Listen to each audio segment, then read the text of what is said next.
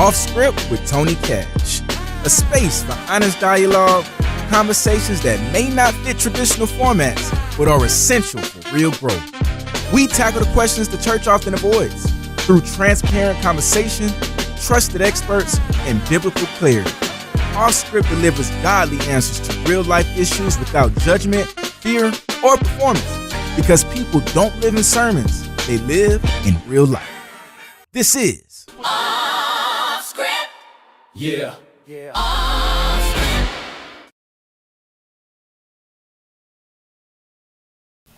What's going on, everybody? It's Tony Cash with Off Script. I'm super excited about our show tonight. Listen, we have some amazing guests that I'm going to introduce you to. But I want to start out asking Black America a little question. So don't get upset with me. I'm going to pick at you a little bit. I'm going to pull the string a little bit. But we're going to find some answers and dig into some issues I think are very important to Black America today. So let's talk about this. Let's be honest. We champion freedom, expression, and living life on our own terms. But here's the uncomfortable question. Are we moving too freely in a world that still operates on strategy? From our relationships to our spending, from what we celebrate to what we normalize. Are these choices building us or quietly costing us as a society more than we can afford? Tonight, this isn't about blame. It's about awareness. Because if the game is real, and trust me it is, then how we move in the game really matter. Tonight, I want to introduce you to some very special guests, Rob and Vicki Turner. They are Atlanta's very own celebrities. They're going to tell you a little bit about themselves. They have their own ministry. They have their own radio station. I'm sorry. Is the station coming next? I take that as a prophecy. Their own radio show. They're proud parents, grandparents. So without further ado, I'm going to introduce you to them. Let them tell you a little bit about who they are and what they do. And then we're going to really get into this subject matter. So, guys, welcome to Off Script with Tony Cash. Thank you, Pastor Tony. We appreciate being here. I'm going to let my beautiful wife, Saj, first introduce herself.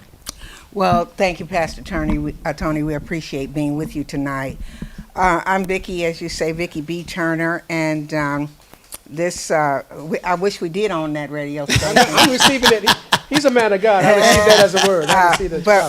For the last year now, we have been host of our program, Let's Talk About It with the Turners, and dealing with relevant issues that are impacting our community. Yes. But also, Pastor Tony, we know that there are a lot of pervasive things that are impacting us in a very negative and adverse way. And those things are not to be discounted. They have to be dealt with. Yes. But we try to celebrate the good. Yes. We try to look for the good, and we try to dwell on the good. And so we've been doing that, and we're having a good time with it. We're in the season of our life where we thought we were retired. Right. But somebody came and touched us on the shoulder, and it wasn't the Lord. I wonder who that was. It might have been somebody we both know and said we had need of thee. Right. And but we have been working in concert with the radio program here in Joyce Littell, and it's been a privilege and an honor. It's been a blessing, yeah. But my husband and I have been here in Georgia since 1985. Yes. So I'm from Ohio, and he's from Florida, and so I'm still holding on to my Buckeye, and so I call myself a peach eye. Okay. And so but we've been here now. As long as the peach comes first, we good. Oh, okay. It kind of sounds better. But the thing is, we think that, and I bring that up because I think we've made a difference in being here. We didn't just move and change our address from a logistical standpoint, but we came. And we brought into the gospel of light that says, be salt and light and be a part of the solution. Yes. We know the problems, and we're going to see those every day, but we must, our endeavor, my husband and I, and we raised our 3 adult children to be a part of the solution. What can we do to make the environment better? And so I'll let Rob take it from there. Well, really, I'm Rob Turner, as you introduced earlier, and really I'm better known as Mr. Vicky Turner, to be truthful with you. But to know I'm excited by being here. Thank you, because we're here for solutions. And that's the thing. You know, on our show, we always talking about, okay, that's the problem. Okay, so what are you going to do about it? You know what I'm saying? So now we're here to talk about what we're going to do about it and how we can, come together and make that happen. As Vicky was saying, I'm from Florida, but I really was born in Macon, so really I'm a peach. Okay. I was born a peach, born. and then I became an orange. Then I you. became a Buckeye because I met her in Ohio, and now I'm back to a peach again. Okay. All right, so, but other than that, but we're excited about being here, Pastor Tony, and to talk about solutions and directions and to focus on the issues at hand for the next generation. I always tell students, because I go to schools and talk to students, I say, I walk around with a baton in my hand. I'm just waiting to pass it, but I got to make sure you're ready to receive that baton and not slow down the race, but continue the speed of the race or either speed up in the race. Absolutely. Well, we certainly need you all's expertise because I was in a conversation with someone of a different culture, and we have the kind of endearing relationship where we can be rather frank with each other as long as they don't use that N-word. And I told them already that there's a lot of things we can joke about. But now, bro, if you cross that line, that's it. Now, you seen that commercial where they say, get a rope?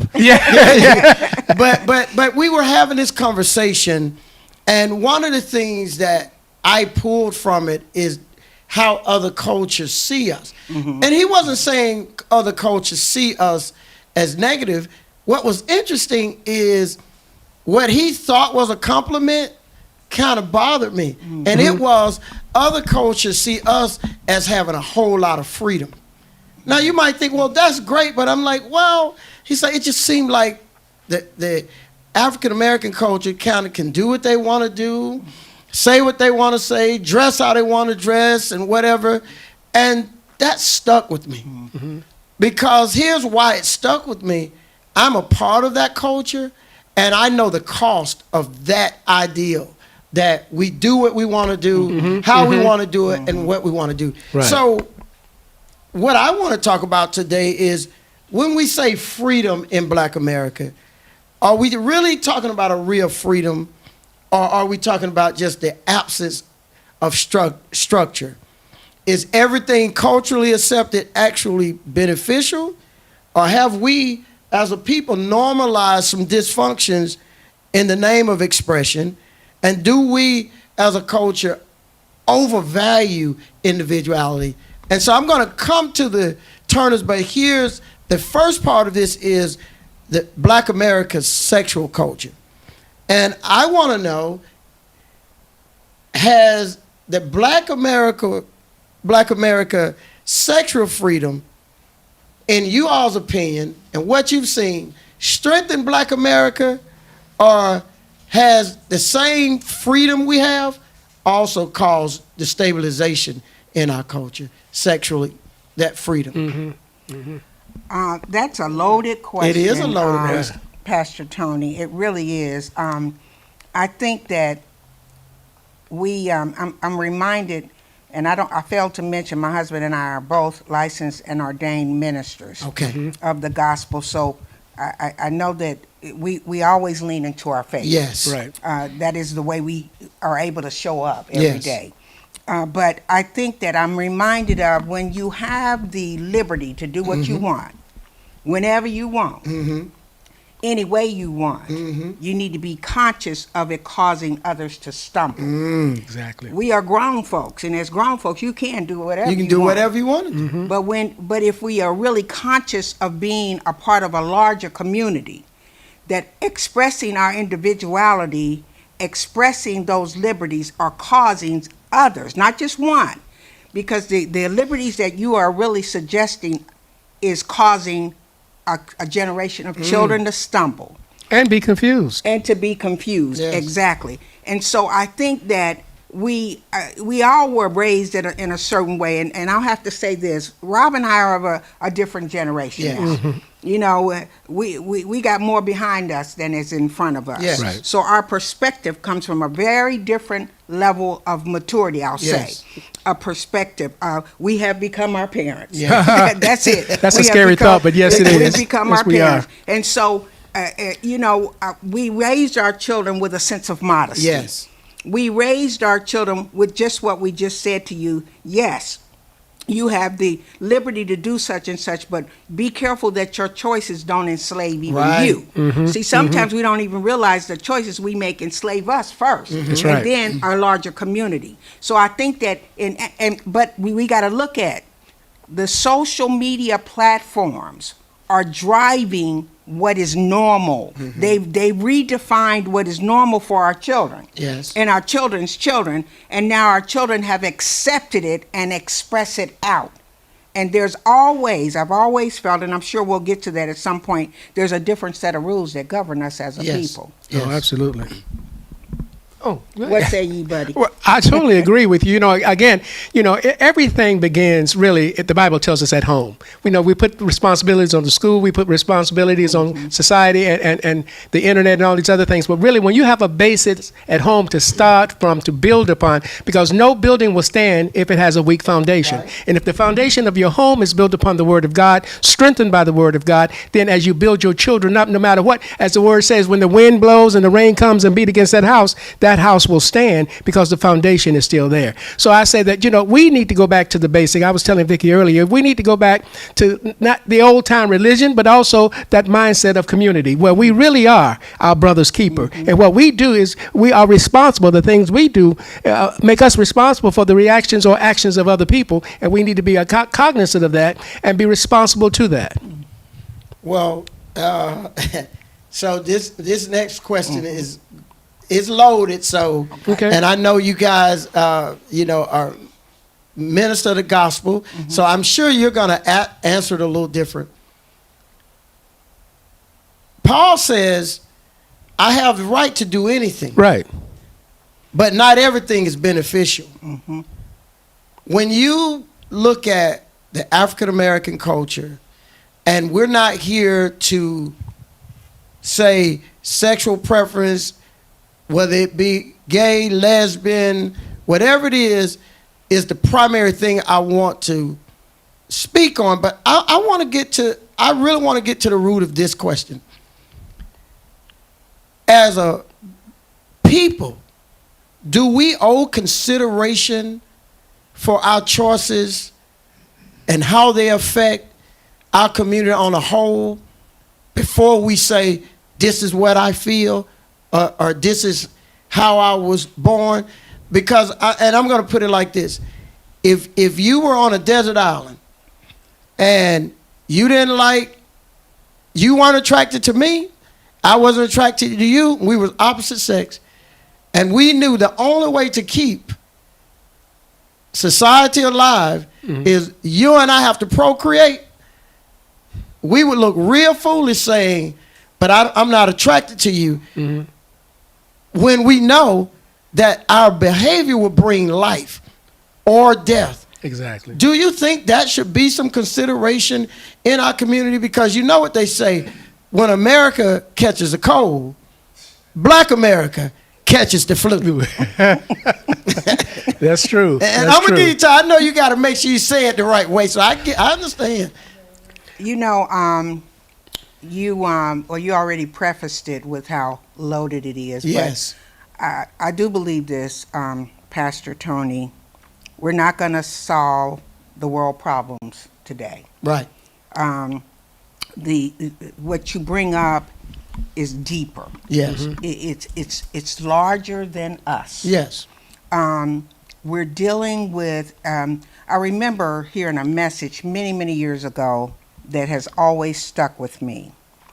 That it was dealing with what is blasphemy. Right. Because it's the unforgivable sin. Right. So nobody wants to commit it. And the message was that good, this is blasphemy. Good is called evil, and evil is called good.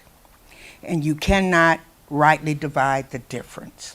Something happened, and it happened in our land, in our culture, many years ago, where we went to sleep one day understanding what we thought was normal, and we woke up and it was no longer normal. Right.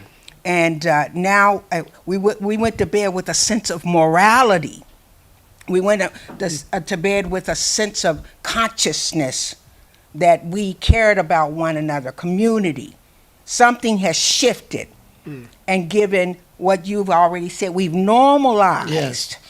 And one thing is having raised three children, feelings. I had to realize as Tina said, what does love have to do with it? What do feelings have to do with anything? Yes. Because our feelings are subject to change. Yes. You gave a scenario on the island. Hell, Yes. excuse me, your feelings, you go to That's bed all right. one way and you realize, hey, well, that's how I was yesterday. Look, if I'm not attracted to this dude, we all gonna die. That's right. Hey, that's right. So you may make another decision based on what is necessary for the moment. There you go. You getting to where I'm trying to go. But the thing is, I think that raising children, which I believe, in my opinion, is the hardest job God ever gave us. Yes.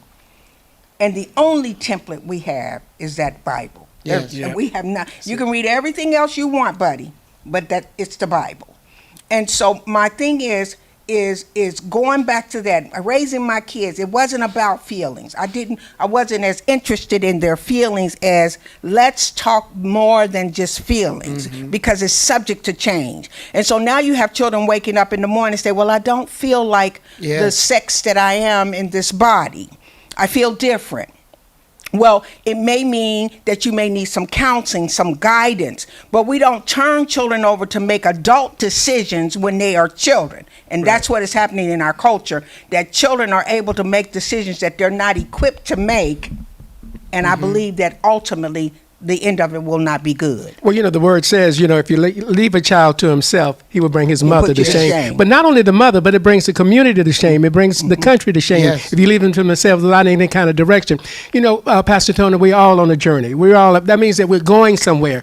And in order to get somewhere, you need directions. Yes. You have to establish that. When I get in my car, I know where I'm going, but I still put those directions in to ensure that if there's some roadblocks in the way, I might need to go this way or that way, even though I know exactly where I'm going. So we have to put those directions in place and then follow those directions in order to get there safely, because there's things out there that's going to try to trip you up, stop you, that's not developed for you to go on that path. So it is important for the development, as I go back to the foundation of that word, the establishing this in the home, and then building upon that in the beginning with the home, and then moving forth and showing that in life. We're going to move to money economic, but I'm going to ask you guys this question.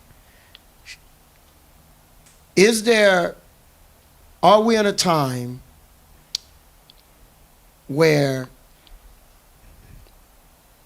there needs to be a referendum in the black culture where individual rights, feelings, based on, I deal with the economic of black America all the time, and it's pretty dismal. And you would think the richer the nation got, the richer we would get. Right. You would think the wealthier the nation got, our numbers would go up, but the percentage stays the same. Do you guys feel that there needs to be a referendum in black America where we say, hey, there are going to have to be some personal sacrifices in the choices you make for the good of our community, meaning, brother, sister, I understand whatever your choice is, but we need some marriages. We need you handsome young man to take a young lady, be her husband, because not just because we're trying to tell you you're going to hell, but because our community is dying without marriage. Exactly. Our community, is suffering because of the actions. Do you think we're at that place where there needs to be that kind of referendum? And I'll be honest with you, I do. Well, in a sense, there is a referendum in the Bible. Even in the beginning, the first relationship that was established in the garden was a marriage, was a relationship between a husband and a wife. So that foundation needs to be expressed. It needs to be shown. That's one of the things that we love about our show, is that we have something called Couples Cafe, where we celebrate black love, where we celebrate a husband and a wife or coming together as a union or a couple, because that's where the strength of it is. That's where society and civilization begins, between a man and a woman. So it's so important that that we establish that, whether we need to do it as a law, because we have it as a spiritual law. Yes, I think it does need to be do that, but we also need to show examples of that and highlight that and emphasize that and be that in the community where young people can see that and see that that's something I want, that because they're looking at other things and say, well, I like that way. Show how good marriage is, show how powerful that is, show the strength and the love of that. And then they will want that too, I believe. Vicky, I just think, and again, you guys have been married. How long have you guys been married? 48. You can't tell me there haven't been things that have come to you, temptations, desires that would have been wonderful in the moment, but would have destroyed your union. And you had to make a decision whether you would say, well, it would make Vicky feel good or Rob feel good, or you say, but I have a community that's counting on me. I have children that's counting on me. And Vicky, can you talk to us about that mindset and what it takes? Because I really think that aspect of community has been thrown out the window. And I'm telling you, I live it every day. You're going to see a young lady. You're going to see someone who's cute. She might be nice with, but you have to, come on, Vicky. You know what? The thing is, and I kind of want to just do a little sidebar on that referendum. You cannot legislate morality. Right. You cannot do it. Right. You can try all you want. We got a lot of laws out here, Pastor Tony. Right. That people are breaking every day. People break them every day. I used to ask my children at the school, I said, when is it wrong to run a red light? And they used to come up with, when the po-po catch you, it's wrong when you did it. Right. That's right. It doesn't matter. See, if you build children and you build a community that has intrinsic desires to do what is just, right, and pleasing, not just when the law says it, right, not just when the popo is here, not just when it's legislated from That's Washington, D.C. That's a lot of our problem, I believe, is we're waiting on someone else to bring solution to us that we have right here in our hands. That's right. My parents, my mother was a ninth grade dropout because her father felt it was more important to have a work ethic, so she picked cotton instead of go to school. My dad only went to 2 years of college. My grandmother, 3rd grade. I was the hope of their future. So they didn't sit me down and read no laws to me. They didn't even read the Bible to me, if I could tell the truth. But what they did is they had a standard of behavior that was acceptable and that which was not acceptable. Rob said it. You lead by example. We are not waiting on the knight in the shining armor to come and bring deliverance. And sometimes as a people, we brought into that our deliverance is in a political party or political ideology. When we forgot that we're fighting against principalities, powers, rulers of darkness, spiritual wickedness in high places. Right. And it don't matter what party affiliation. So what we have to do is get back to when you say the basic things in our home. Lead by example. You want marriages to flourish and to thrive, Pastor Tony? Then get men that don't have 10 children by 10 different women. Right. Get men that come in and say, I'm going to raise my children in the fear and the admonition of the Lord. I'm going to stay here in here. I won't run from my responsibility. I will be here to support their mother. Right. Whatever, I will work. My husband worked 3 jobs. You said, there's other women out there. There's other temptations. We all are faced with temptations every day. But we just drew some lines. And that's what's missing. Then I keep a knife. That's the other thing. You might want to cut that part from the show. Cut that part. Rob said cut that part. But Vicky, that's you got to the root of what I'm saying. We're raising, you said it earlier, and I just wanted to poke the bear a little bit. We're raising children without the dynamic of saying, baby, in your life, you're going to have a lot of choices. Son, you're going to have a lot of choices. But if your choice destroys your community, son, you have to sacrifice to think that the world and your community is more important than just what you're feeling. And I think you hit the nail dead on the head. You can't legislate morality, but you can pour it into a child and grow it up in them. That's right. And that's what I think is missing. Exactly. Listen, you're going to feel some things, but if that's going to destroy your community, if your behavior, whatever it is like you said, if having 10 different children by 10 different women, or a woman having 7 children and 7 different men, you have to think about this affects more than me. That's so right. this next one I want to go to is money economic, which I love to talk about. And the other, so with this, I want to know, can a historically financially disadvantaged people really afford the same luxuries as other cultures? Because one of the things, again, we go back to, this is what I want. But what have you all seen, and what's the challenges you're seeing financially in our culture that you think this needs to change? Well, I believe one thing is that we have a Microsoft mentality, not Microsoft, I'm sorry, a microwave mentality. Yes. We want stuff quick and in a hurry. When we get some money, instead of investing it, instead of sitting down and getting a plan and a strategy for it, we want to get the latest this or the latest that, things that are not bringing value, but bringing maybe temporary satisfaction. You know, I read a story once, Warren Buffett, one of the richest men in the world, he still lives in the same house that he did. He doesn't wear out great clothes. He still drives a 20-year-old car. He does. He eats what is it? A Big Mac. McDonald's? That's right, a Big Mac. Every McDonald's And breakfast. their breakfast food. That's right. But he's worth over $100 billion. Yes. Because you know what he does? He's investing. He doesn't look at life as a game of checkers. He look at life as a game of chess. How is this going to affect the next generation? How my investment's going to move and operate and make my life better? That's the mindset we have to have. We have to, first of all, renew our minds. We renew our spirits. Of course, we thank Jesus for that. But the problem with us a lot of times, we need a renewed mind.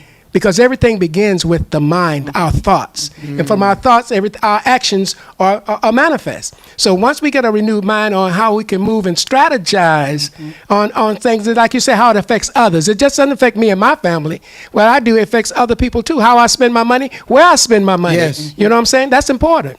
You know what, honey? I was thinking when you said that, but look at who's socializing our children. The world is.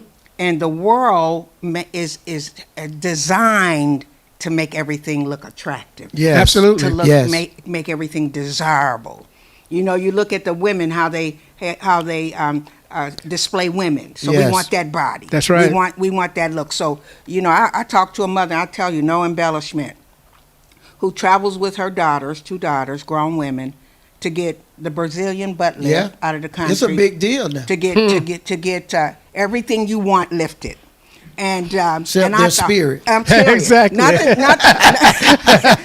but the spirit. Nothing but the spirit. right. And the body fat, it fades. Yeah. It fades. The thing that attracted Rob most to me, I can't even wear them no more, them hot pants. I Can't even get a leg I in can't them even now. do Can't it. get one leg in But them. it fades over time. There you go. But she That's still okay. got the same legs, though. She got the same legs. saying? She There just might can't be give them change no. in the anatomy of her, but she still got the same Still legs. got the Same legs. Don't get Rob in trouble, Pastor Tony. All right, but things do shift over They time. shift, though. Yeah, they do. shift, though. They do. But my thing is, we're raising a culture of children that are very narcissistic. Yes. Come on. Me. I want. And it's sad. It's so sad to me that children would be more enamored with what names do I wear, because Yes. they feel like the names bring identity to them. So put names on them, put the latest fashion on them. And then I was looking at something, it disturbed me. As a woman quite affluent. And she took her 4 children to get massages, Pastor. Now, I'm a massage queen. I love them. But I probably didn't discover them until I was an old lady. Right. And so that is a regret. I wish I would have discovered it younger. But she took her 4 children. Now, the oldest one was in the 20s, but the baby one was 3rd grade. So you can put that about 9. And the baby got a 2-hour massage. Now, you tell me what a 2-hour massage does for a 9-year-old. Nothing.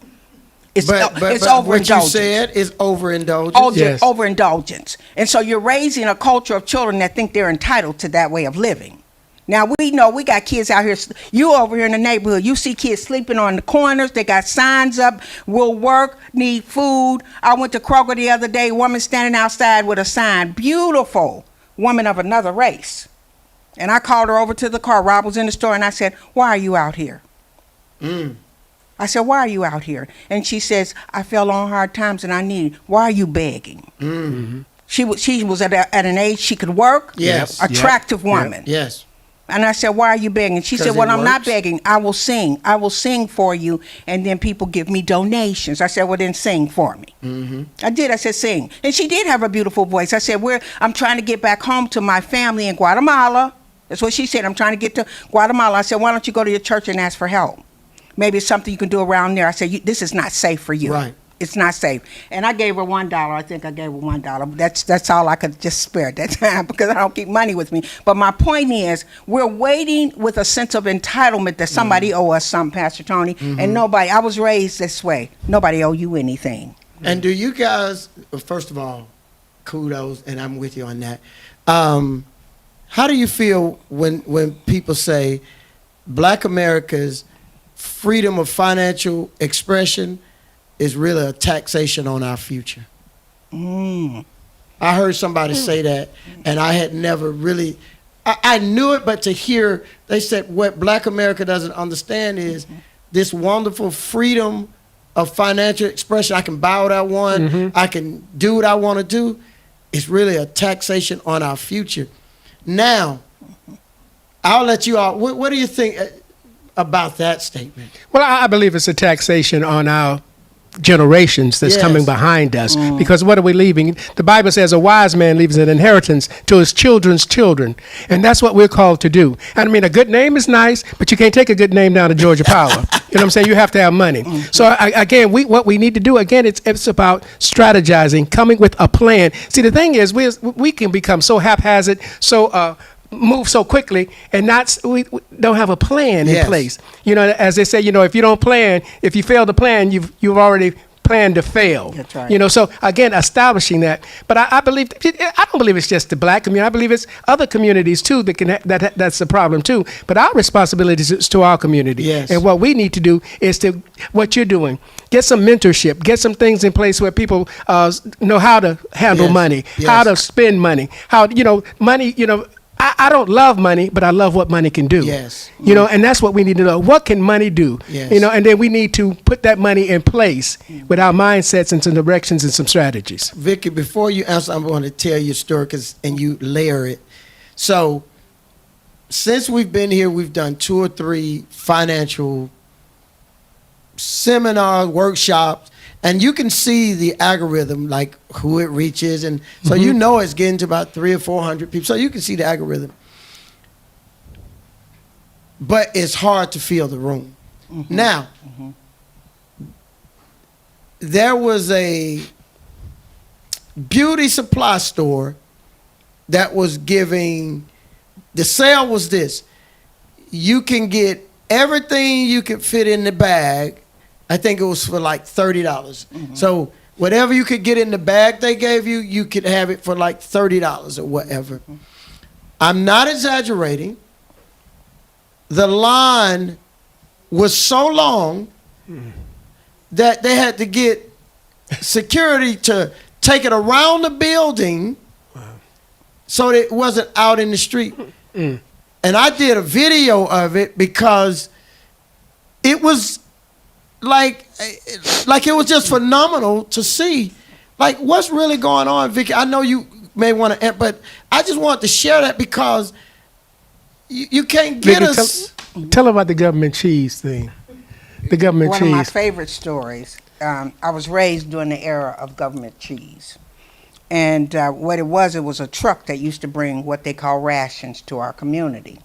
So the truck had flour, sugar, cheese, butter, milk, things that you could make, cake, whatever, cornbread, whatever, government cheese. And the thing is, it came every month, and the phone would ring and say, the truck is coming. So the community would go out and sit and get in line, and my mother was 5 of us, and so all of us that were able to go and hold, we would stand in the line for different people in the community. For my aunt or my uncle, whoever couldn't get there, you go and get the rations, because the government is feeding us. So we would get it. I would go home, and my parents firmly believed that every house must have a freezer. You had to have a refrigerator with that and too. a freezer. You could not. I guess you might have even been considered prosperous if you Yes, had a if freezer. you had a freezer. And so we would open that deep freezer, and it was all this butter, and it was all this cheese. And I would wonder, why did we stand in the line if we already got it? And it was just a simple thing, Pastor Tony. It was free. Yes. It was free. You got people, you know why you have people going around the corner to get the sale, take advantage of everything they can get in the bag for $30 or whatever? It's immediate gratification. Yes. To sit in a session that you're trying to empower people with information. Yes. You're trying to stimulate the mind to think down the road, not just in the here and now, but down the road as you have grandchildren and you're thinking down the road for your grandbabies and you're thinking about down the road for your grandbabies. That's not immediate enough. And because it's not immediate enough, they're not willing to be disciplined enough. So it's better to stand out in the hot sun or any weather conditions to get that which Vicky, costs you nothing. Vicky, it was. I have no reason. It was so many people. Oh, I believe you. I believe you. It was. Yeah. It was like if I could have done a political rally with that number of people, you might have thought I was somebody. We've got a question for you guys, and the question is, can you remove your bias for African American people and answer this question? We've been speaking about our society, finance, and wealth for black people a long time. Based on what you've seen, and there not being a change, it looks like they're saying, like, is there really hope, or do we just want to hope because it's our people? I would not want to live if I had no hope. I couldn't. Every day of my life, every day, not just once a week on Sundays, but every day of my life, I'm reminded when I wake up that hope is within. Not just for African American people, but for our country, for our world. You call it bias or whatever, we are what we are. This is the skin that we were born in. Exactly. And of course, we are conditioned about what is right, immediate, and all around us, our people, and the disparities that exist. But I would not, we came here with the goal, not just to this session tonight, but this earth, to leave it better than we found it. That's how we were raised. That hope gives me, it incentivizes me to keep pressing for a better world for my grandbabies, for my great-grandbabies that are yet to be born. So I must believe. Now, is it dismal? Absolutely. Can it be depressing? Absolutely. Overwhelming? The decisions that are coming down the chute that impact our people could be debilitating. But again, my template, Pastor Coney, I can't get away from it, is I go to the rock. Yes. I got to go to the rock because it didn't change yesterday. See, yesterday we could go to bed. The law is one thing. When we went to bed, we wake up today, it's a new law because it's ever changing. Yep. Things are ever changing. The world is ever changing. Demographics change. Communities change. People change. Political leaders change. Exactly. But my hope is that in that which did not change. Yes. That which is eternal. Yes. And that's what I'm passing on. Rob, they said, in a world where people no longer accept correction or are willing to be taught, how do we move forward to teach how do we move forward to teach one another when it appears nobody wants to be taught? Well, I believe this.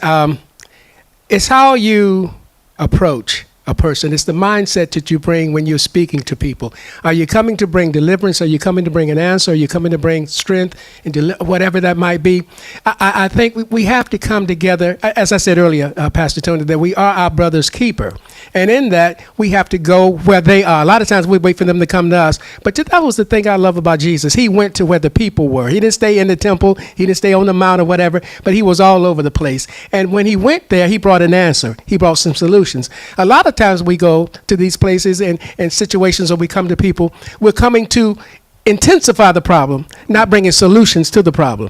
And so that's what we have to. We have to be solution oriented. And there is hope. As Vicky's saying, we have to have hope, because if we don't, we are people most miserable, and so we go to them with a mindset of helping, a mindset of answers, because anybody can call in. I think about this example that, and I'm going to give this real quick because I'm a football person. The people, when you go to a football game, the football game is never won in the stands. All the people do in the stands is make noise. That's all they do. It's the people on the field that win the football game. So they're the ones that go to the Super Bowl. Those are the ones that get tackled, and those are the ones that run hard plays or whatever. You got to get in the field where the players are. You got to get out the stands, off the sidelines, and get to where the kids are, and then work with them and talk with them. Absolutely.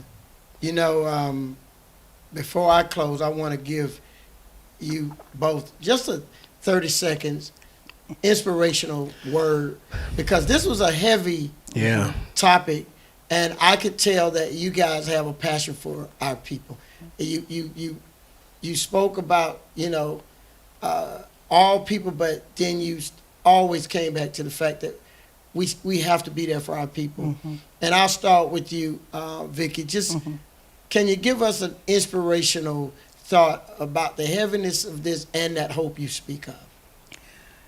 I feel the perspective that I come from is, as a believer, that I'm ready to give an answer for that hope. But I'm a mama, Pastor Tony. I'm a nana. So my heart is for the next generation. I know with absolute confidence that if it's over for Rob and I believe we've made our calling and our election sure. Right. I believe we'll make it into the kingdom. But my concern is those that we leave behind. And I say to our community, to our mothers, to our fathers, our kids, I say, wake up with a desire. Yes. Wake up with a desire to change the trajectory of your life.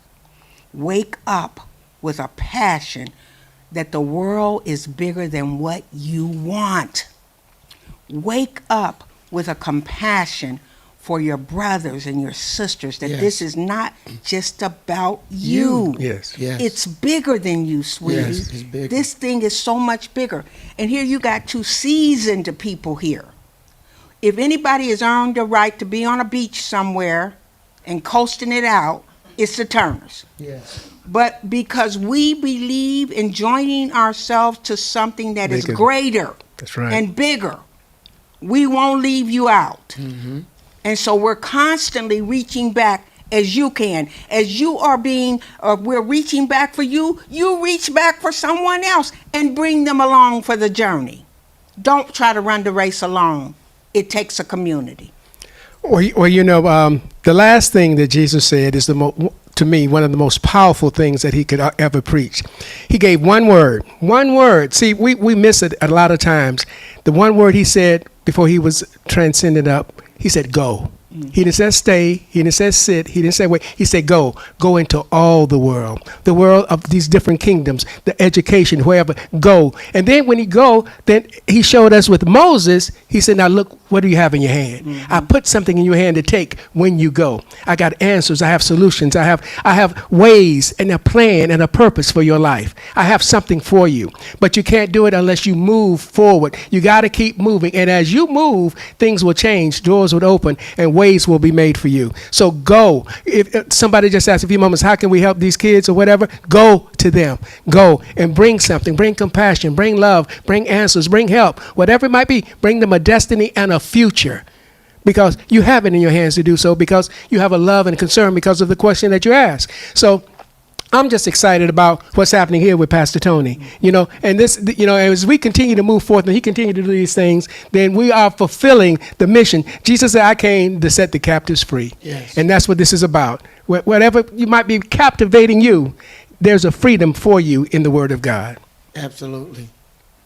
I want to thank the Turners tonight. This has been amazing. I think we could have done this for another hour. This is how powerful we love this. We love talking this about is. this. Tonight wasn't about restriction. It was about refinement. Because the truth is, we all have freedom of choice. Mm-hmm. The question is, what are we going to do with it? Yeah. I said to you, 1 Corinthians 10:23, Paul says, all things are permissible, but not all things are beneficial. And that means choice carries weight. Every decision is either building something or slowly breaking something down. But here's the good news.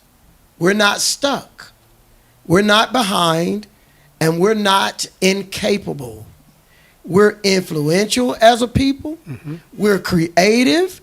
And when we become intentional as a people, man, nothing can stop us. So maybe the shift is not about losing freedom.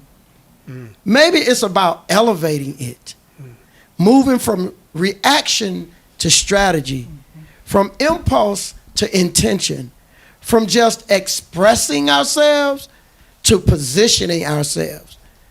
Because the real win isn't just being free.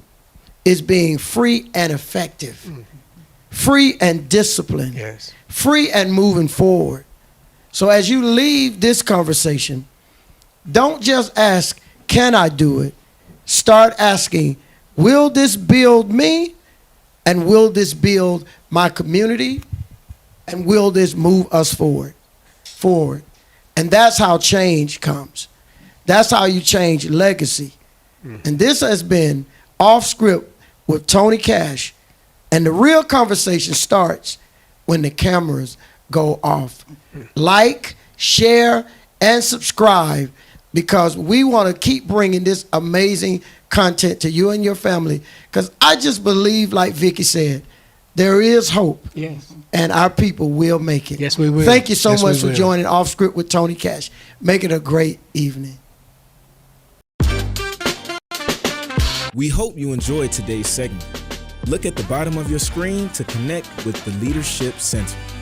While you're there, please consider giving.